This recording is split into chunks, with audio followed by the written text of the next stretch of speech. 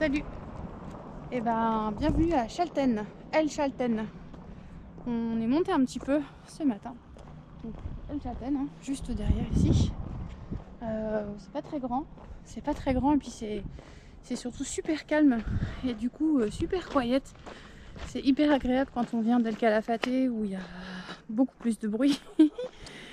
Et en plus, vous savez quoi, il y a des magasins organiques et de nourriture organique et des restos véganes. J'hallucine, c'est le paradis pour moi ici.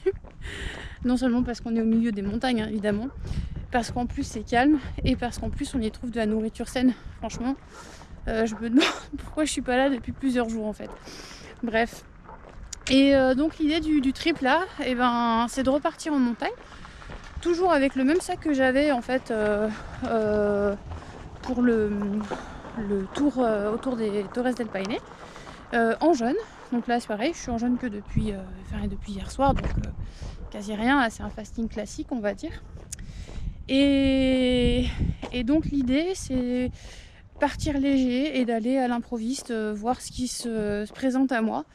Donc j'ai pas de plan, si j'ai un plan, mais j'ai pas de rien de, on va dire, de planifier dans tous les itinéraires possibles. J'ai pas d'hébergement réservé, j'ai pas de tente avec moi, j'ai juste du matériel chaud comme pareil, doudoune, ma grosse veste, truc de pluie, enfin voilà, de l'eau, voilà. Et pour le reste, je m'ouvre à l'inconnu.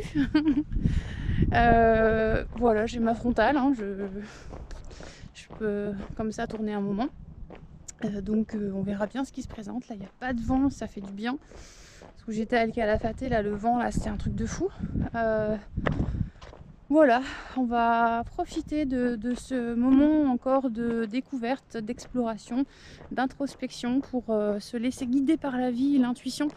C'est toujours des phases de reconnexion à soi, loin des téléphones, loin d'internet, loin de tout ça, pour être au plus près de notre, j'allais pas dire notre animalité parce que je sais pas trop si c'est vraiment le terme adapté, mais c'est plutôt proche de notre de nos instincts en fait, simplement quoi. Donc ce qui nous guide, pourquoi on va dans cet endroit là, va vers quoi on se sent appelé, etc.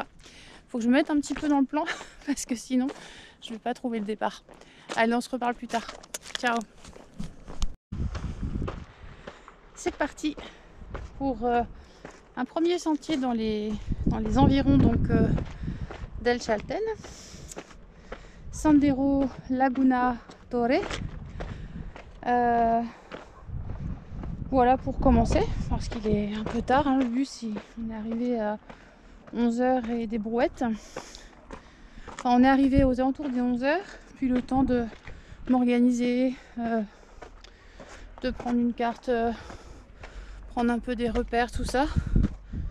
Bah là, j'ai aucune idée à l'heure qu'il est, parce que j'ai pas de montre, j'ai pas de GPS, j'ai pas de montre, et puis mon téléphone est dans le sac, bien au chaud, et avec bien l'intention d'y rester, sauf pour me servir d'appareil photo, mais à part ça, et encore parce que quand je pars comme ça je filme, donc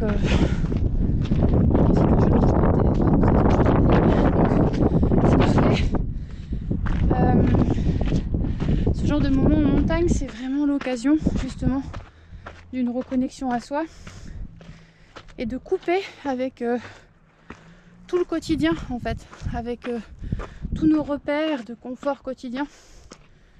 Donc si on part en montagne pour retrouver le wifi, rester connecté au réseau, j'ai l'impression que quelque part c'est louper un peu quelque chose, tu vois. Chacun voit midi à sa porte, mais à la mienne de porte, être ici c'est retour aux sources, retour à la source. Et on n'a pas besoin de se connecter à une virtualité qui est peut-être encore moins la réalité que déjà celle qu'on croit voir autour de nous, d'une certaine manière, d'un certain point de vue. Alors En tout cas, tout ça pour dire que profiter des moments d'évasion pour justement être là. En ce moment, je m'exerce au mindfulness, ce qu'on appelle le mindfulness, la pleine conscience en fait. Ce fameux pleine conscience, mais en fait c'est vraiment une attention de chaque moment d'être en pleine conscience, parce que aussitôt voilà, là je vais couper la caméra, je marche ou je cours, peu importe, et je vais être là pendant quelques minutes et ça va aller vite que le mental lui prenne le dessus et puis que je parte dans mes pensées et que je sois plus présente à l'ici et maintenant. Donc en fait la pleine conscience, c'est la conscience de ce qui se déroule. Ça veut dire que qu'est-ce qu'on fait dans l'action, dans le moment, pour être présent. Déjà c'est sûr que je peux pas être dans un téléphone parce que sinon je manque ce qui se passe dans l'instant présent, et en même temps ça me demande de l'attention. Donc et en même temps, parce que c'est tout là où ça se déroule, là où la vie se déroule, c'est dans l'instant présent, et parce que justement être conscient de ce qui se passe, c'est aussi profiter, amplifier en fait l'expérience. C'est profiter des énergies du moment, et c'est amplifier l'expérience qui se déroule. Donc chose qui est intéressante, bonjour, c'est que quand on est en jeûne justement, on fait cette place pour accueillir déjà, pour accueillir ce qui vient. Bien comme ça vient de nous, souvent c'est des émotions qui peuvent remonter, et puis aussi ce qui vient tout court en fait, voilà.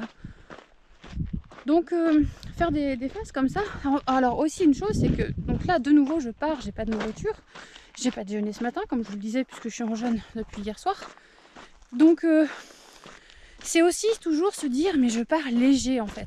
Je pars léger avec la foi que j'aurai toujours ce dont j'ai besoin pour ma journée, pour combien de temps va durer le périple, j'en ai aucune idée. Comment va s'organiser la journée, je ne sais pas.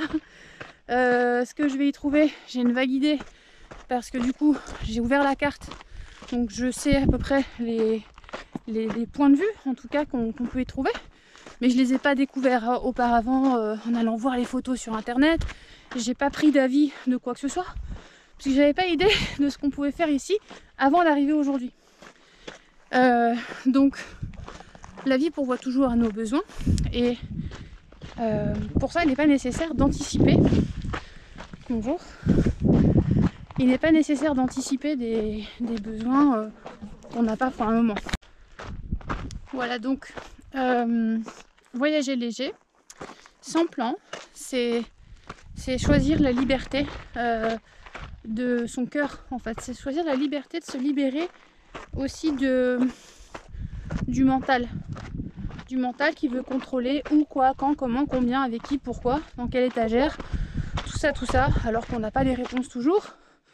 Et que lui, il va choisir, c'est beau à part ça, il va choisir des repères qu'il connaît déjà en fait. Donc potentiellement, il va choisir de nous faire décider par rapport à ce qu'il a déjà vécu, comme expérience, bonne ou mauvaise.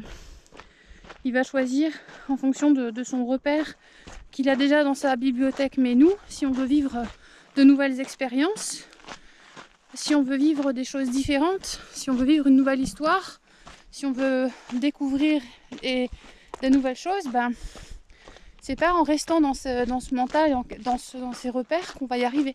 C'est en faisant de la place, en disant ok, moi je suis là et j'ai confiance que la vie me mène au bon endroit. J'ai confiance que mon cœur, lui, il sait ce dont j'ai besoin et de là où je peux aller. Et j'ai pas besoin de prévoir pour ça. J'ai suffisamment confiance dans mes ressources, dans ma capacité à prendre les bonnes décisions, à rebondir, etc. pour pouvoir adapter en fonction. C'est juste une question de connexion, mais ça, pour ça, c'est 100% présence, quoi. On peut pas juste dire ouais, ok, on va faire ça et puis être sans arrêt sur le téléphone, ça marche pas. Juste un petit coup d'œil derrière. Premier point de vue. Par ici derrière. Un petit 360.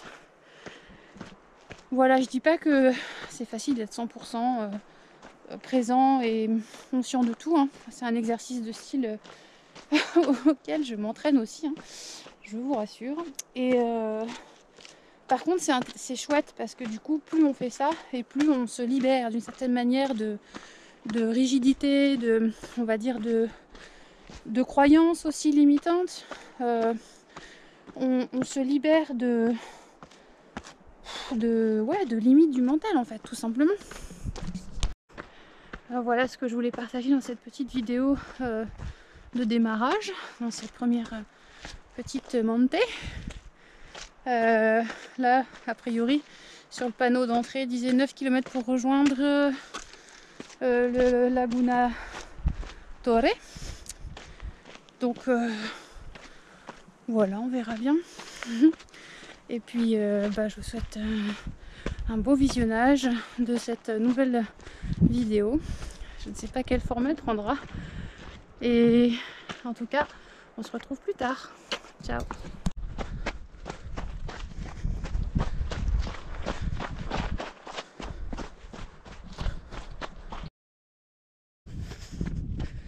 Superbe, les sentiers sont vraiment trop beaux et on retrouve cette vastitude, cette étendue de terrain sauvage ici. C'est vraiment un bonheur à parcourir. C'est l'endroit parfait pour se connecter à soi, à la vie, au moment, à la nature, pour se refaire la cerise, pour se régénérer. Bref, je pourrais y mettre tout plein de mots. Mais vraiment, cette partie du globe est très intéressante. Ouch.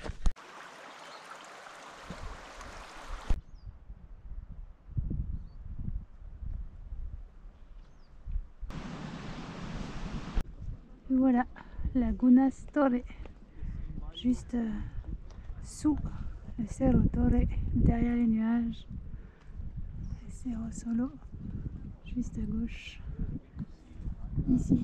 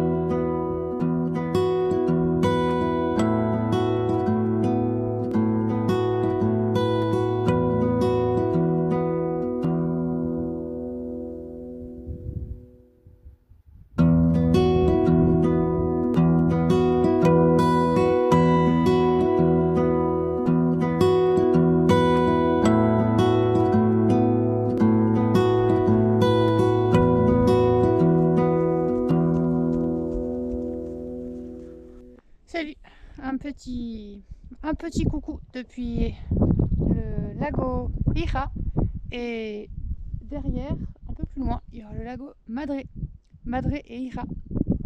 Mère et fille, je trouve ça beau comme lac, hein, comme nom de lac. Et à part ça, juste voilà un panorama sur l'endroit où je me trouve actuellement. Voilà. Toujours aussi beau. C'est un peu couvert là, mais en fait il fait pas froid parce qu'il n'y a pas de vent, donc on est protégé aussi par le massif et par la forêt. Là j'ai fait une bonne section en forêt, et du coup j'en ai profité pour courir un peu les pieds nus aussi. Je me suis d'ailleurs j'ai un peu ripé les pieds sur une racine, ça m'a réchauffé, on va dire. Voilà, et puis là j'ai remis les chaussures parce qu'il y avait des sentiers plutôt caillouteux, tout ça. Voilà, je suis toujours en jeûne, c'est la première journée. Quoi dire d'autre? Les sensations sont hyper bonnes. Je me sens hyper bien, je me sens libre et au bon endroit, à la bonne place. Voilà, simplement partager que là ce soir je sais pas comment ça va se passer, parce que en fait dans l'idée je me sens tellement bien que j'ai envie de cheminer. J'ai envie de cheminer, et puis j'ai envie d'être dans cette vibe faite d'inconnu, d'aventure, d'introspection aussi. Quand on marche, quand on court, on est quand même dans un mouvement introspectif et en même temps une espèce de communion avec la nature. C'est hyper beau là. Hop, je change la caméra pour que je puisse profiter aussi du paysage.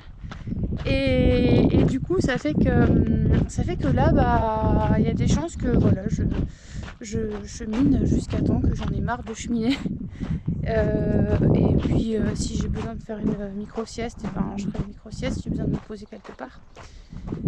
Voilà, en attendant, je vais profiter de ces beaux paysages à un maximum. Parce que franchement, ici, c'est méga paisible. Je sais pas si vous voyez là.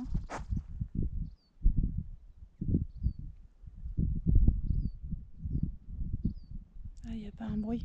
Il n'y a pas un bruit. Et franchement, d'être là en fait dans un endroit en fait où il n'y a pas de bruit, il y a juste les bruits de la nature, mais ça toutes les couches de stress qu'il peut y avoir avec la ville en fait, vous savez, la ville, c'est sans arrêt des stimuli, sans arrêt des bruits de voiture, des gens qui parlent, des odeurs, des publicités, du bruit quoi, en fait, de la musique. T'as pas un café où t'as pas de musique en fait, t'as pas un endroit où tu peux aller déjeuner ou n'importe, poser, il y a de la musique tout le temps, des trucs. Et en fait, quand on est un peu sensible à tout ça, et ben, il n'y a que là qu'on se régénère en fait. Il n'y a que là qu'on se régénère. Ici, c'est la vie. Ici, c'est la vie. Ici, c'est Il y a tout en fait. Il y a tout. Il y a tout. Il y a tout. Il y a juste... voilà, cette espèce de flot de joie quoi. En fait, de présence, je sais même pas comment le dire, je sais même pas quel mot mettre en fait. Ça pourrait paraître commun de se dire ah bah oui, en nature on est bien, mais en fait non, quand on va plus loin que ça, quand on va plus profond des choses, c'est comme si même dans l'espace qu'il y a là, il y a des choses, il y a de la bonne vibration quoi, tu vois. Il y a quelque chose qui fait du bien en fait, et puis que tu peux davantage ressentir quand t'es en jeûne en fait, forcément quand t'as rien mangé, tout te nourrit. Ça c'est sûr que c'est des choses que j'ai partagé déjà plusieurs fois dans les vidéos, mais c'est bon de le dire quand même, parce que tout à l'heure j'ai recroisé des randonneurs qui avaient des méga sacs quand j'allais sur le lago Torré, des sacs super lourds.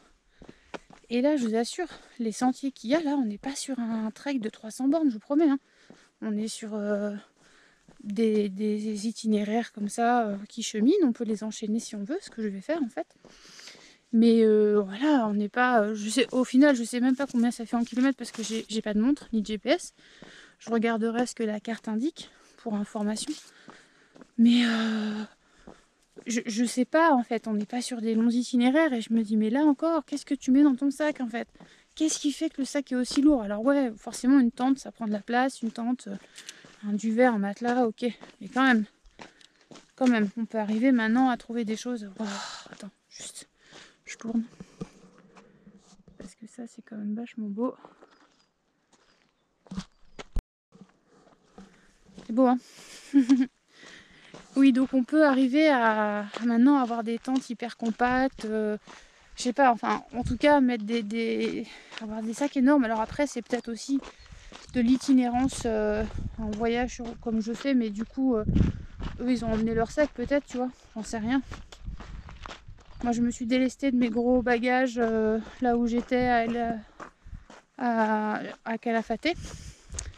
Et pendant ce temps-là, comme ça, je peux partir avec juste ça, dans lequel il y a vraiment, on va dire vraiment l'essentiel pour tenir chaud au cas où, tu vois. De l'eau, un petit peu d'eau, mais il faudra recharger avec les rivières. Mais ça, ici, on retrouve de l'eau propre et tout, tu vois. Bref. Donc c'est question de... En fait, c'est un choix, hein. Tout est une aventure et tout est louable en fait, hein. C'est peut-être super intéressant pour ceux qui portent du poids de porter des gros sacs, c'est une expérience en fait. Après, c'est juste que je me dis que c'est pas le c'est pas le même sportif. Enfin, je sais pas, ouais, physiquement c'est pas la même chose non plus, c'est pas le même plaisir, j'en sais rien en fait. Voilà, bref, il existe différents modes.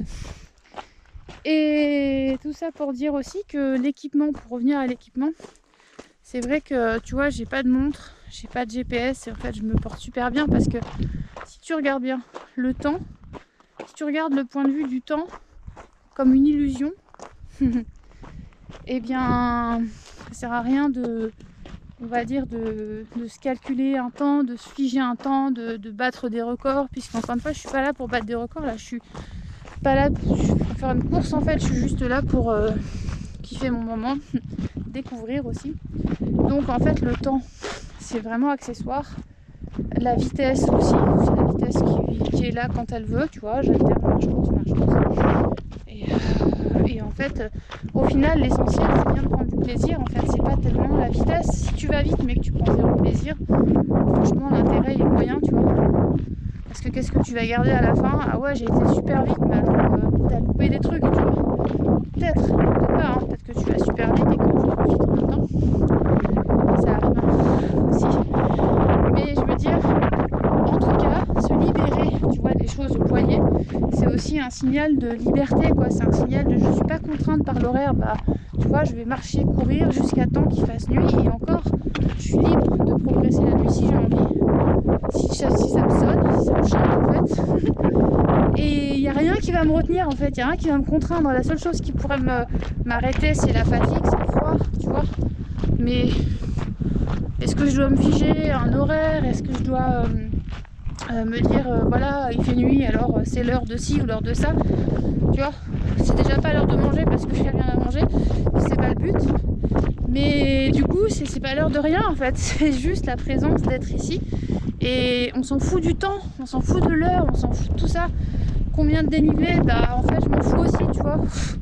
C'est toujours intéressant de savoir combien on fait de dénivelé parce que l'esprit rationnel aime bien quantifier les choses. Mais finalement, moi je me fous de cumuler les dénivelés positifs. Si je prends zéro plaisir, tu vois, voilà. Puis ça apporte, on va dire, juste une donnée en fait. Tu vois, c'est juste une donnée. Comme le temps que tu mets, c'est une donnée. C'est comme l'âge que tu as, c'est juste une donnée, c'est une information. Mais tu peux être jeune dans l'âge et physiquement pas avoir l'âge de ton comment dire, de ton âge réel. Tu vois, parce que tu prends pas soin de ton corps par exemple. Ou bien tu peux être super âgé et puis être super jeune dans ta tête. Enfin tu vois, pour ça je fais le parallèle parce qu'en fait les chiffres, c'est des chiffres en fait. Ça veut rien dire sur rien. Ça veut pas dire qui on est, ça veut pas dire quelle forme on a, ça veut pas dire comment on réfléchit, quel est l'état d'esprit, tout ça. Et c'est pareil, on peut faire des kilomètres et des kilomètres et enchaîner des chronos et enchaîner des performances, et puis au fin de compte faire ça pour les chiffres mais prendre zéro plaisir. Mais on n'est pas là pour ça en fait, on n'est pas là pour cumuler des données en fait, on n'est pas là pour faire le plus de chiffre d'affaires et sans jamais prendre du plaisir dans sa vie, on n'est pas là pour éclater les comptes bancaires et puis je veux dire, gagner des sommes d'argent astronomiques sans en profiter. Enfin si, on peut le faire aussi, c'est une possibilité, hein. Bien sûr, tout se fait dans la vie. Mais je veux dire, on est là pour profiter, on est là pour aimer, en fait. On est là pour aimer. On est là pour aimer. On est là pour aimer la vie, on est là pour aimer tout ce qu'on fait, on est là pour s'aimer soi-même, on est là pour aimer la vie. Donc en fait,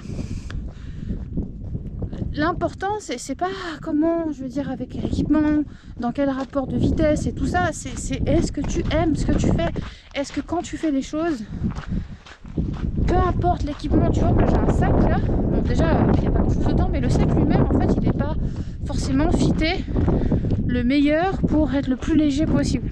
Si j'avais envie de m'équiper pour être la plus légère possible, j'aurais investi dans un sac à peu près 2 fois plus léger que celui-là. Mais c'est celui que j'ai en fait et qui me sert dans mon voyage comme bagage, voilà, dans lequel je mets mes trucs, mon ordi, tout ça.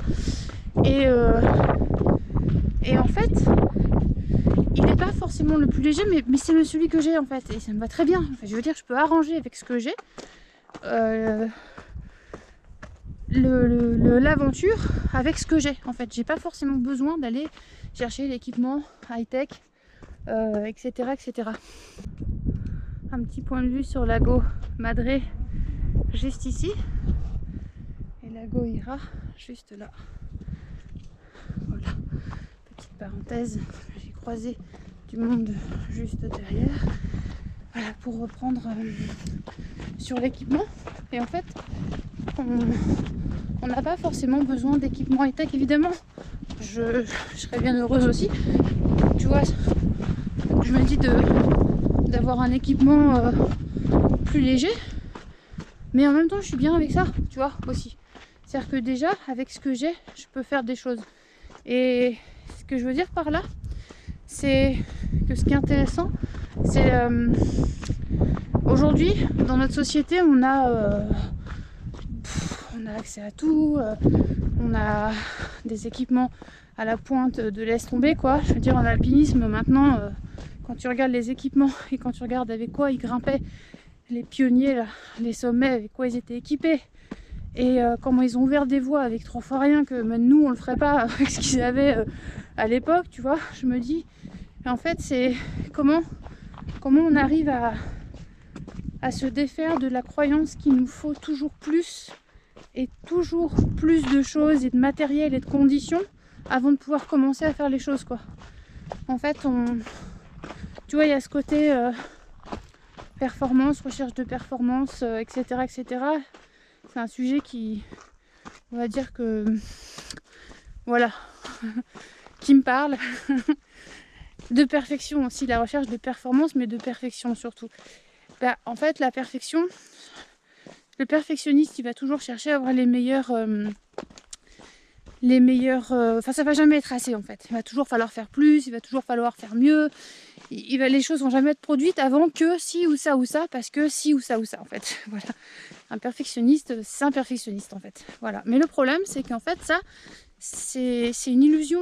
Parce que c'est jamais assez, sinon. Ça s'arrête jamais, en fait. Tu vois, ça s'arrête jamais. Il y a toujours mieux. Tu vois, il y a toujours des possibilités meilleures.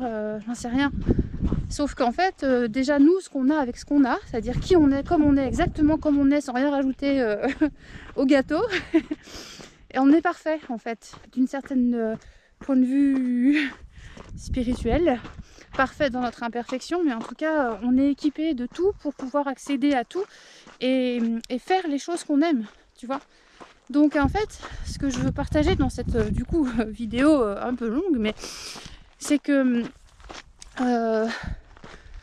eh bien, est-ce que déjà, quand on aime quelque chose, on peut se permettre de faire avec les moyens qu'on a, et puis laisser le cœur guider, laisser le cœur parler, laisser le cœur en fait créer les choses. Et puis le matériel, entre parenthèses, l'équipement, s'il y a besoin de rajouter une cerise sur le gâteau, à ce moment-là, l'univers, la vie nous permettra d'avoir cette cerise sur le gâteau. Peut-être même des paillettes, j'en sais rien. Mais en tout cas, c'est déjà faire les pas, en fait, les premiers pas de notre créativité ou de qui on est dans ce qu'on aime faire. De se permettre de les faire sans attendre, en fait. Sans attendre une condition particulière parce qu'on n'a pas besoin d'attendre, parce que déjà tout est là en nous et que juste la vibe de oh, ça me fait rêver, ça me fait du bien, ça j'aime faire ci ou ça, alors on le fait en fait. Et puis ensuite, pas d'attente, tu vois, pas d'attente ou pas de conditions particulières pour démarrer, faire le pas et puis se détacher de qu'est-ce qui adviendra en fait. C'est quoi le résultat, c'est quoi la finalité. Pour l'instant, en fait, ce qui compte, c'est d'être dans ce que t'aimes, de faire ce que t'aimes. Et c'est déjà ça, on va dire, déjà une première atteinte d'objectif, dans les branches. C'est de faire ce qu'on aime, en fait. Voilà, c'était ce que je voulais partager dans cette vidéo entrecoupée et un peu longue, en live, dans cette forêt, sur ces sentiers incroyables. Et tout ça pour vous dire que où je vais passer la nuit et comment, pour l'instant je n'en sais rien. Je vais me laisser Floé. Oui, je sais, ça n'existe pas. Mais moi, j'invente des mots si je veux, d'accord? Allez, à plus. Ciao.